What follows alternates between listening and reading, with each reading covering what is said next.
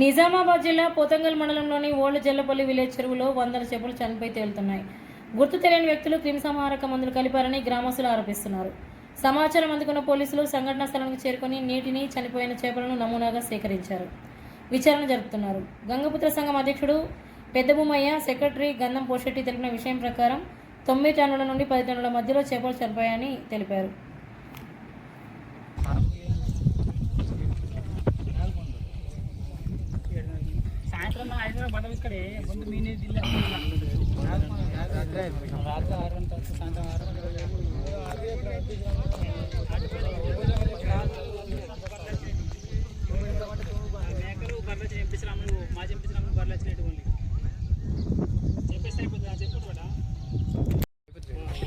జల్లపల్లి చెరువు, పాత జల్లపల్లి చెరువులో ఇలా చేపలు చనిపోయినాయి కదా, ముందుగా ఎవరు చూశారు?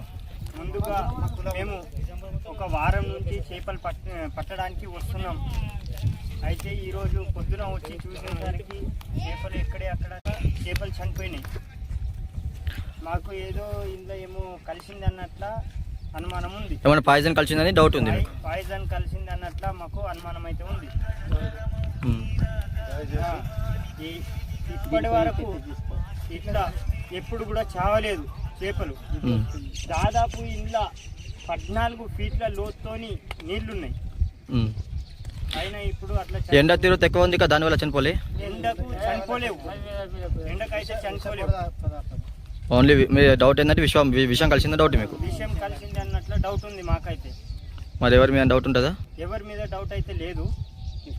పోలీసులకు ఇన్ఫర్మేషన్ ఇచ్చినా? ఇచ్చినాం, ఇన్ఫర్మేషన్ ఇచ్చినాం.